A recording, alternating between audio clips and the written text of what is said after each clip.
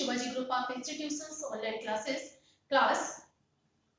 In previous video, I have discussed about chapter 4, India in 18th century. Okay, 18th century.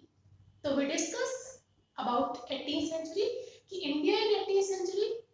In 18th century, the decline of Mughal Empire. Yani decline started after Aurangzeb. But Aurangzeb is the last Mughal ruler of the last Mughal ruler, because after Aurangzeb there were many weak successors, policies of Aurangzeb, criticism of the Mansabdari and Jagirdari system. Okay, many other regions were in the decline of Mughal Empire. Okay, after Aurangzeb, many small kingdoms, yani small regional kingdoms developed in India. In other part, in India में क्या थे, छोटे छोटे small kingdoms and independent kingdoms develop हो रहे थे. Okay, nobles became more powerful than the rulers. In that time, rulers कौन थे? In that time, the rulers were Mughals थे, but they were very weak. मतलब इतने weak थे कि nobles were more powerful than the ruler. मतलब nobles जो थे वो ruler से ज्यादा powerful हो चुके थे. Okay. Later ruler were Bahadur Shah first. Bahadur Shah first क्या था? लेटर रूलर, माने सबसे अंतिम शासक था, जो क्या था? Farrukhsiyar and Mohammad Shah, many other Mughal rulers in that time. ठीक. Rise and fall of Maratha Empire. कि how Maratha empires जो थे, rise माने उनका कैसे rise हुआ and how they fall, माने वो किस तरह से पतन की ओर जाते हैं. Shivaji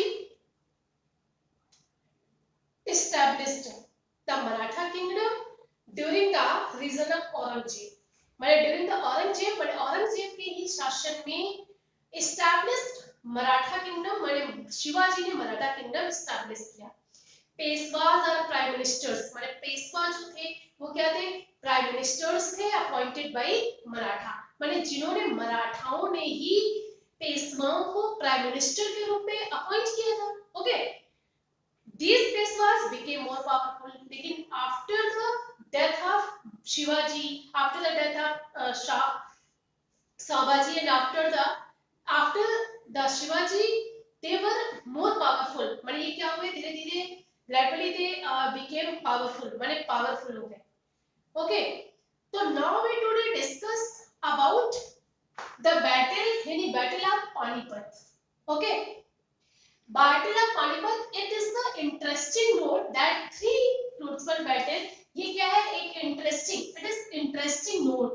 It is interesting note. But it is interesting note that three crucial battles and three crucial battles जो थे, which changed the course of Indian history. माने ये तीनों जो battles थे, उन्होंने they completely changed the Indian history. माने इन्होंने पूरी तरह से भारतीय इतिहास को चेंज कर दिया. They were fought at Panipat. The third यानी three battle fought at the Panipat. माने ये तीनों युद्ध जो थे fought at पानीपत पर लड़े गए. Now we discuss first battle of Panipat. First battle of Panipat fought 1526.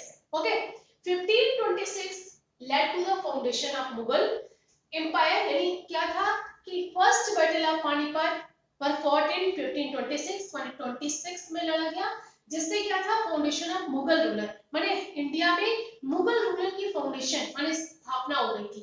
Because Babur defeated to Afghan ruler. Babur क्या था? Afghan ruler. माने बाबर जो अफगान रूलर था defeated Ibrahim Lodi in this battle. माने in first battle of Panipat Babur defeated to Ibrahim Lodi in first battle of, and they defeated and Babur defeated Ibrahim Lodi and the foundation of the Mughal ruler in India. Okay, first battle जो था वो बाबर ने इब्राहिम लोदी के साथ लड़ा, जिससे India में Mughal ruler यानी मुगल साम्राज्य की स्थापना हो चुकी थी. Now we discuss second battle of यानी second battle of Panipat.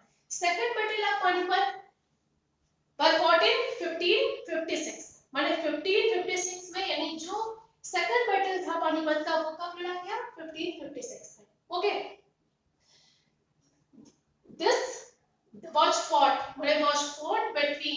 between Akbar and Hemu, यानी second battle fought between Akbar and Hemu, माने जो सेकंड बैटल था वो किसके? अकबर और हेमू के बीच लड़ा गया। General of Afghan ruler Adil Shah, माने general of Afghan ruler Adil Shah, माने आदिल शाह। अकबर विक्ट्री माने अकबर ने क्या किया? अकबर विक्ट्री माने अकबर की विजय हुई।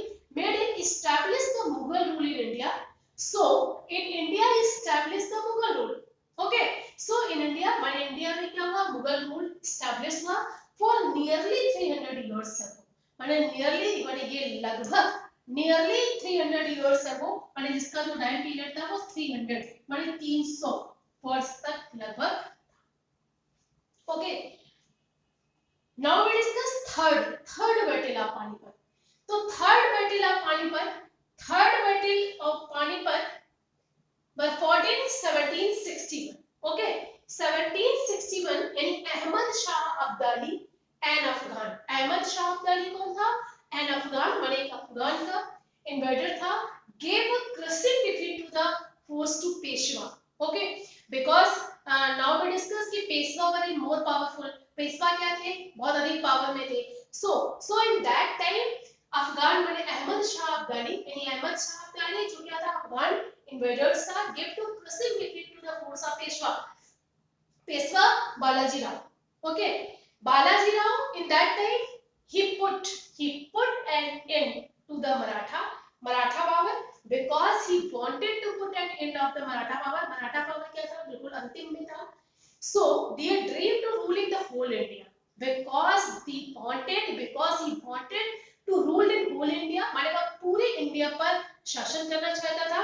It allowed East India Company to gain power. So he allowed it to East India Company, माने इसलिए उसने East India Company को allow कर दिया था to gain power, माने power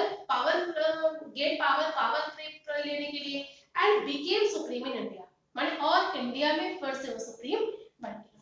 okay,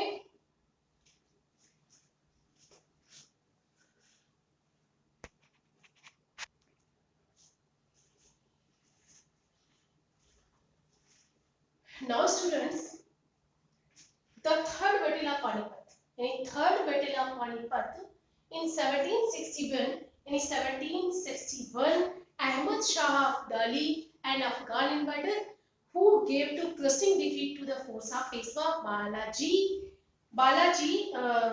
Bajirao। Okay, Balaji Bajirao।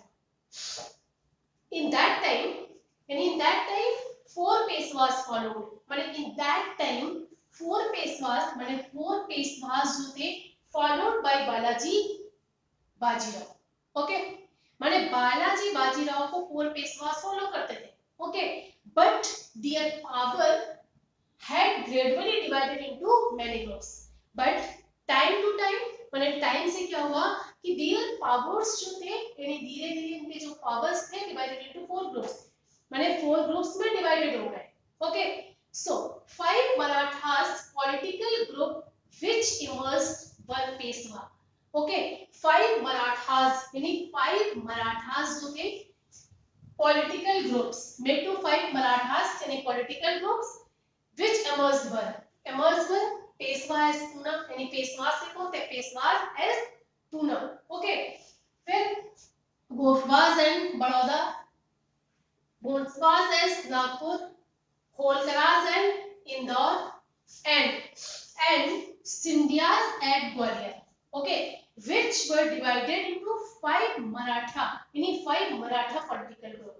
Okay, first Peshwa, यानी Peshwas in Pune, second in Glaswas in Baroda, third Bhosles in Nagpur, Holkaras यानी four, Holkaras in Indore, यानी Holkaras at Indore, and Sindhyas at Gwalior, यानी ग्वालियर में क्या थे? सिंधियास।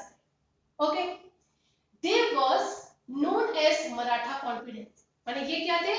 मराठा कॉन्फिडेंसी के नाम से जानते थे। they were known as माने इन्हें मराठा कॉन्फिडेंसी के नाम से जाना जाता था। they were known यानी compromising all groups all 5 marathas political group। Okay, Balaji यानी बालाजी बाजीराव डिवाइडेड द मराठा कॉन्फिडेंसी। माने बालाजी बाजीराव ने क्या किया?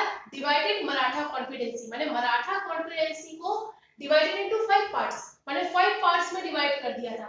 और each under a sardar, each group have a sardar. माने ईच ग्रुप का एक कौन होता था? सरदार। माने सरदार होता था। और सरदार वाज अपॉइंटेड, माने सरदार जो था अपॉइंट किया गया था किसके लिए? To collect the taxes, you collect the revenue, माने लगान, टैक्स यानी लगान जो थे उन्हें कलेक्ट करने के लिए।